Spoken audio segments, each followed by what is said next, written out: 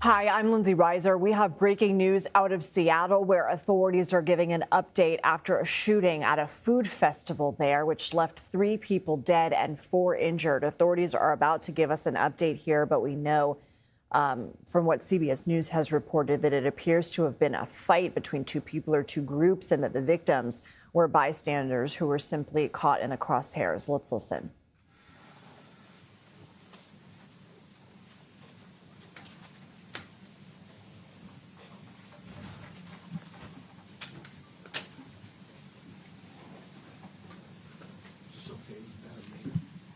Sure. Thank you.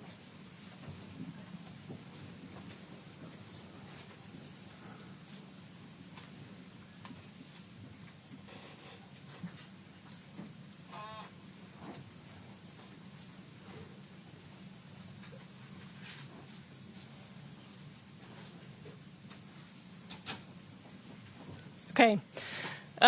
Good morning. Thank you for joining us here today, and I'm sorry that we have to gather under such tragic circumstances.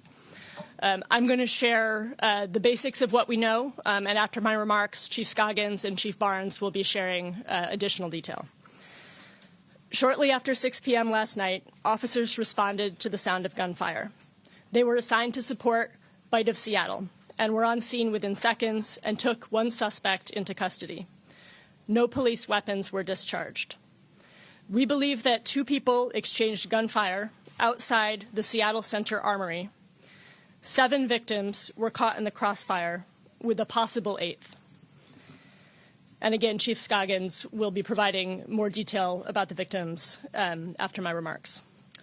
A 19-year-old man, a 44-year-old man, and a 56-year-old woman were killed. 2 died at the scene, and a 3rd passed away at Harborview Medical Center. Official identification will come from the King County Medical Examiner's Office. The Seattle Police Department detained a 15-year-old juvenile in connection with the shooting. The teen was booked into the Judge Patricia H. Clark Children and Family Justice Center for investigation for firearms violations and first-degree assault. We believe this teenager opened fire in the crowd, but details are still under investigation. This individual will have a first appearance court hearing at 1:30 p.m. today. And again, we have not formally arrested anyone for investigation of homicide. We appreciate your patience, and we are releasing information when we can. Please remember that we are only 17 hours into this case. I know there have been a lot of questions about this, so I do want to briefly address the timeline last night. At Seattle Center, we had an active investigation ongoing, including continued search for a possible second suspect. SPD conducted a briefing with elected officials online at 9 p.m., including many people standing here today. We were advised that it was better for me and others not to be on the scene. Once it became clear that SPD was ready to brief the press, I, the governor, Congresswoman Jayapal, made our way rapidly to Seattle Center so that we would be able to be there to share that information with you all. What are we doing right now? So right now, this is an all-hands-on-deck response. Investigating this tragedy has been taken on by nearly every part of our police department. Our Human Services Department Victim Advocates team is working with SPD to support the needs of the victims and their families. And we are so grateful for their incredible work and dedication. Two victim advocates work alongside SPD detectives in the Violent Crimes Unit to help survivors navigate the criminal legal system, understand their rights, and gain access to crime victims' compensation, among other resources. Community Passageways is reaching out to the affected families immediately and offering in-home support to help families legal victim support and other systems.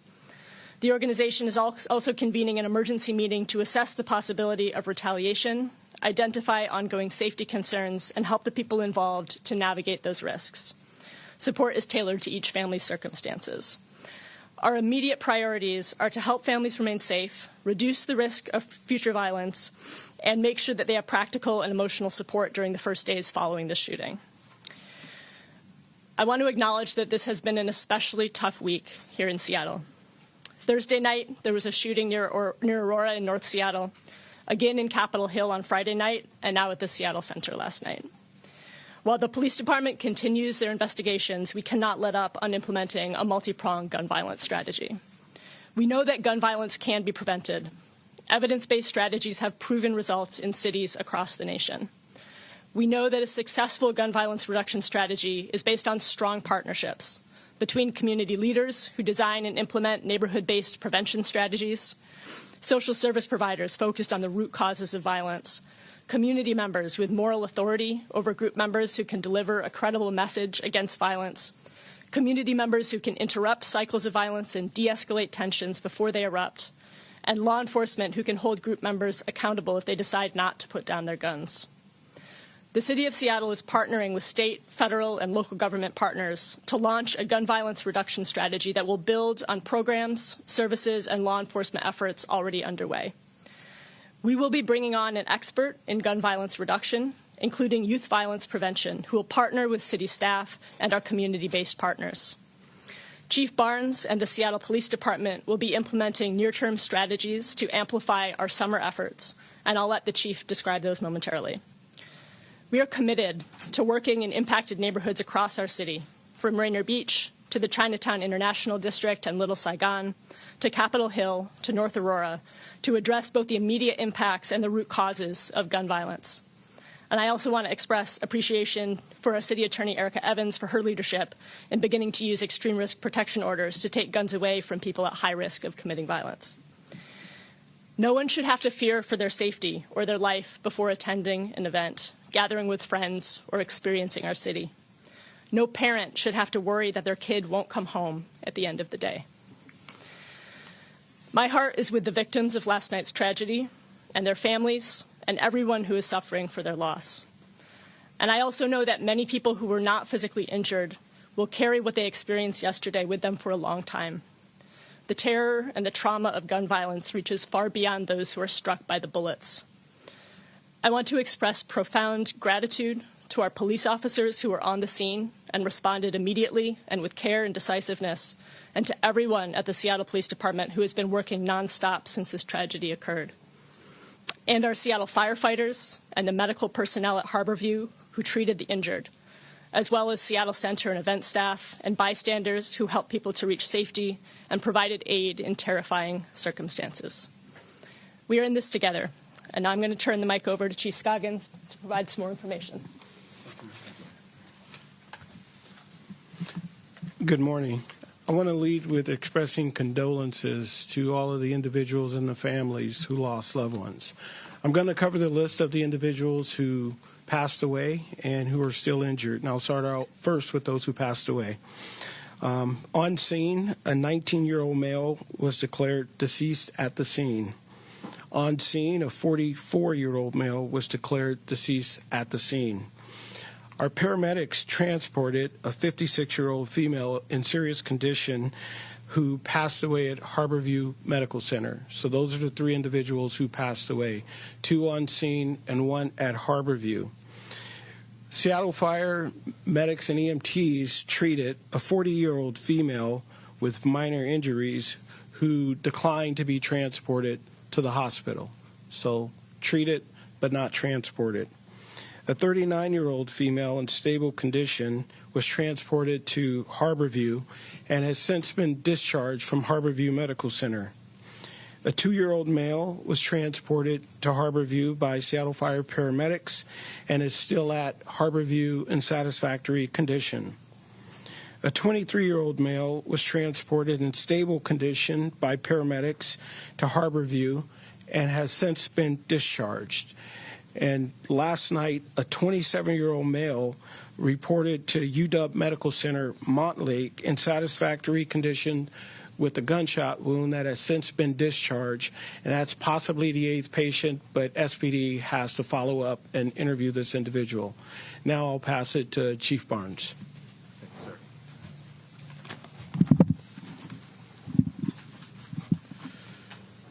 Certainly last night was a tragedy. It's becoming all too familiar in this community and many communities as well. Any loss of life due to gun violence is unacceptable, as is the terror it causes our community. Our department has been taking a lot of steps to address gun violence this year, and those steps will be increased following this tragic incident last night at Seattle Center. An incident in which 3 people suffered fatal injuries. Our hearts as a department, as a city, as a county, as a state, goes out to those victims and all who were affected by this tragedy. Officers were assigned to work the Seattle Bite of Seattle event. The staffing was adequate. The placement was good. That's one of the first things that I checked on when I got the first call around 6:30. And because of such, we believe that additional loss or injury of life occurred. Our officers, as well as members from the fire department, medic team, ran toward gunfire in an attempt to render life-saving aid and to disarm someone who was actively firing a weapon into a crowd. We believe that the bullets that were fired were from 2 individuals who appeared to be firing at one another. And as the mayor stated, a 15-year-old suspect was taken into custody. We have a full complement of police officers working on this case, as well as professional staff. They work till about 4 a.m. They're at home now getting some rest. They've been replaced by officers who are working now, professional staff who are working now. We had our regularly scheduled 10 a.m. gun call, which is a gun screening where we analyze every case of gun violence that occur in our city twice a week. We did that today in an attempt to bring everyone up to speed and so that everyone can participate in this particular case. We will leave no stone unturned to bring all of those who may be involved to justice. In Seattle, the problem of gun violence is worsened by small groups. We have small groups that appear to be at odds with each other, and in our city, 0.01% of the population is connected to 52% of our shootings, most of which are young people, which is why our department partners with community members, with our mayor's office, with our prosecutors and our federal partners, some of which are here today, to find the underlying causes of this. With us today is Bishop Witherspoon. He meets with me and a group of pastors almost monthly to talk about how we can help and come together as a community to not only end gun violence, but to wrap our arms around kids that may be on the brink. This is very important work, I believe. This is the work that I got into policing to do. The department alone cannot fix the issue of gun violence. We need the entire system, the entire community to come together to address this now. There is more work to be done, but I believe that we can do it if we do it together. Again, my heart goes out to everyone who was there, everyone who witnessed the gun violence. I want to thank all of our partners who were on the scene, as well as our officers and professional staff. But more importantly, if you were there, or you saw something, or you witnessed something, or you recorded something, I want to give our violent crimes tip line, which is 206-233-5000, or you can simply call 911 with your information so we can screen that with an investigator. Thank you.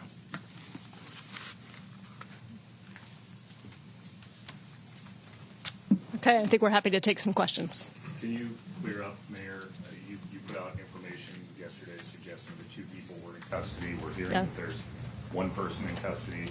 It's unclear if that shooter is still on the loose or if the shooter is deceased. Can you clear that up? Yeah, so what I'll say, I think in complex situations like this, information flies around. And so that initial report that we got of 2 suspects in custody was incorrect. And that's part of why it's taken us a while to be able to stand here and say this is accurate information. In terms of the status of the potential second suspect, I'm going to bump that question over to Chief Barnes. Yeah, we were receiving information that a second suspect potentially ran toward the IMAX theater. So that may have been where some of the confusion were. We use our SWAT team as well as other resources to slowly and meticulously search that area just in case someone was hiding out there. We did not find anyone. In fact, That search really ended probably about 15 minutes before the press conference last night, which could be one of the causes of the delay that you spoke about earlier. So is there a second shooter on the loose right now? There is a second shooter. We're trying to identify who that person is. Our officers need your help. If someone saw something, or perhaps if someone has some video, we need to identify that person. We do believe that there was an exchange of gunfire. We have one person in custody that our officers took into custody. We need to figure out who that other person is. Chief, you know that people are angry that this was 5 hours that your department waited to tell people that there is a shooter on the loose. Why wait 5 hours to tell people? And then here we are 17 hours later, and you still don't have that person. Yeah, again, you're right. We do not have that person in custody, but we wanted to get it right. Again, we were searching the IMAX theater. It was possible that that person could have ran in there if that person would have been taken into custody. Are angry? You should be. Everyone should be angry. But with that anger, you should also be asking yourself, what can I do to prevent this? We have to start partnering together. We have to start working together on this issue of gun violence and getting information out and providing opportunities for people so that things like this do not happen. If I had, really a crystal ball, it would be that we could work with our young people, work with our groups, and make sure that they understand that this is not the way to go. This incident affected a lot of people. Internally, people who visited our amazing city. We're just coming off a very successful event with the FIFA where we had no incidents, and to have something like this this weekend is definitely unacceptable. But Chief, the mayor's office put out misinformation, and that is serious. Pieces together. Is it safe for me to go outside? Shooter. Do you take that seriously? And this question would go directly to the mayor. What can be done to assure that never happens again? Well, let me say this. Right. Let me say this. Yes, we take our jobs very seriously. And so we want to get out information as early and as often as possible. It is unfortunate that sometimes, in any situation, early information is sometimes incorrect. But what do you do when that happens? You correct that information and then you move forward. How do we get better? We get better by going back. We do after-action reviews, which we will do on this case, and we'll try to ensure that the information is correct. But we have to get something out to our community when we can. No, you go ahead, Mike. Were you in town yesterday? I was not in town yesterday. I wish that I had a crystal ball and we could schedule gun violence, but we can't. Yesterday, I was in Dallas at the National Organization of Black Law Enforcement Executives Conference. It's their 50th anniversary. At that conference, 2 members from our community were being honored. One of our pastors was given an award for his work in the community, and one of our officers, one of our CSOs, was given an award, and I wanted to be there for that. That's why I was not here. Do you have any video of this incident from the Seattle Center? You reviewed it yet? They have cameras there. I do not know if we have video of it. I have not had a briefing on that just yet. I'm sort of curious, Chief, if you don't mind. Cameras, we were told yesterday that there were no security cameras in the area where the shooting occurred. Why would that be the case, especially with such a major public event? I'm not sure where the camera placement are. Those, the video unit, they're probably at home asleep now. They'll give me another second briefing this afternoon. We'll be able to answer that question. I want to go back to 30 minutes. Hold on. We're going to let the mayor answer the question. Hang on. Yeah, I'll just say I've been told that the Seattle Center does have cameras, and we are in the process of pulling that footage to see if there's anything relevant in there. Well, to back up on that, too, the CCTV cameras have been a real talker. This could have happened in the Stadium District, and you decided to turn those off pending an audit. How do you feel now? The safety of the residents of Seattle is my highest responsibility, and I take that very seriously. In the course that we've charted on the CCTV cameras, which is a matter of public record, that means balancing various kinds of safety for different communities, and that is the motivation behind the course that we're taking. Chief, can you please reconcile? We're over here. Could you reconcile for me? Last night we were told public is in no danger, nothing to worry about here, and then on the other hand, we hear that there is still a second suspect at large. How do you reconcile the two of those? Yeah, I think you may have been, whenever there's a shooting and we're looking for suspects and that person is not in custody, there's always a danger, right? And so what we want to get out to the public is that the interior scene, what we call our inner perimeter, was secure. I believe that's the message that we were trying to get out.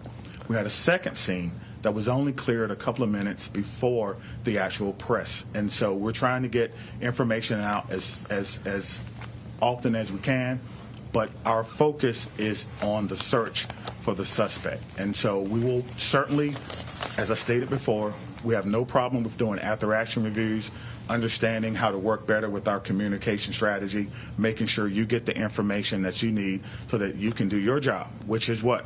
To ensure that our public is informed on public safety matters, because I believe that the public has a right to participate in their own public safety. Well, they can only do that if we get our information out, and that's what we're going to try. And part of that, I think this is the first time we're hearing. Do you have an idea of motive, and is there any indication that this is related to gang activity? I don't know if it's gang activity, but certainly group activity. We have to determine the nexus behind what happened. Obviously, with someone so young, we have to determine if this person is a part of a group or a part of a gang, what the ongoing conflict was. But we're gonna do that. Our officers are going to work. We do have an intelligence section that's going to work to identify everyone that was involved to see if there is some connection between the two. But then once we do that, we have to verify that connection. And Chief, just to be clear, is it possible that one of the victims that died last night is the second shooter? It is possible, but we do not know that that is the case until we do the investigation. We will make sure, again, you just stated that accuracy is important, so we want to take our time and make sure that we're accurate. One part of that, two people shooting at each other is a lot different than one person firing indiscriminately. I think this is the first time we're hearing that 17 hours later. What commitment do you all make as elected leaders to make that transparency earlier in the process so people aren't waiting 3 to 5 hours without any sort of clarity? Yeah, I'll just reiterate that there's a tension here between providing information quickly and providing information accurately, right? So if we had been reporting up to the minute everything that we were hearing in the swirl that happened last night, there would have been a lot of inaccuracies out there that would have confused people and that we then would have had to correct. So we are managing this tension, and we are doing the best that we can to provide accurate information in a timely manner without increasing confusion. I mean, your reaction to people having the chaos in a vacuum. We've been listening to authorities provide an update on the Seattle mass shooting that left 3 people dead last night at 6 p.m. local time. They believe 2 people exchanged gunfire and that innocent people who were enjoying themselves at this food festival in Seattle got caught in the crosshairs. One suspect, a 15-year-old juvenile, is in custody. Police are searching for a second suspect. Here's what we know about the casualties. A 19-year-old man and 44-year-old man both died at the scene. A 66-year-old woman died at the hospital, and there are others injured. So in total, there are 7 people affected, possibly 8, because a man walked into a hospital with a gunshot wound, and they are trying to determine if that happened here. Now, a couple of important things to note. First of all, we hear reporters there asking questions of the police chief and the mayor, why it took so long to let the public know that there was another shooter on the loose. It was apparently 5 hours between the shooting and them letting the community know that another shooter was outstanding. And now 17 hours later, and still, it was at the very end of that press conference when the police chief finally said they believe they have a second shooter who is outstanding. And also at the end, they were asked whether it is possible one of the people who died is the second shooter. And the police chief did say that it was a possibility, but they are not certain, and so they are not going to give any more information on that. Let's go ahead and bring in Anna Schecter, who covers crime for CBS News. Anna, what were your other takeaways from this press conference? Well, the stress on the age of the first suspect, just 15 years old, and the police chief spoke about how there are groups of, he did not want to say gangs, but groups of people that make up about 0.01% of the population, he said, that are behind this issue of gun violence.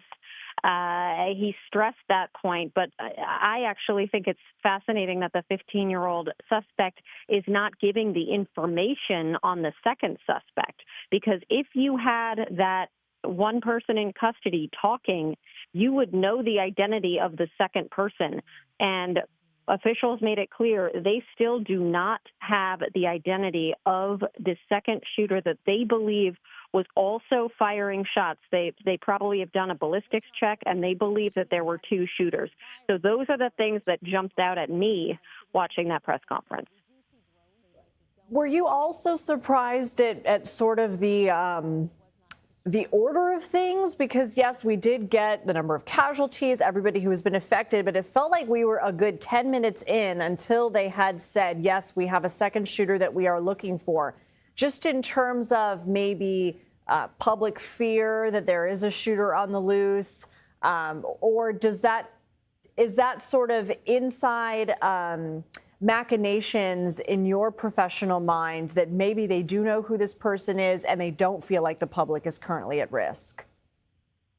My read of that is that this was a dispute between two people in the minds of the authorities. And so it's not like this was a crazed mass shooter who was out to shoot random people. This was that individual was targeting the initial suspect, the 15-year-old who is currently in custody. And that's why they were not as concerned about public safety, because they're assuming that this was a dispute between the two individuals. And so I think that's why, and that caused evidently quite a bit of frustration. You heard the anger in the voices of the reporters who were reflecting how community members are feeling. How could you let a shooter be on the loose for hours and not let us know that?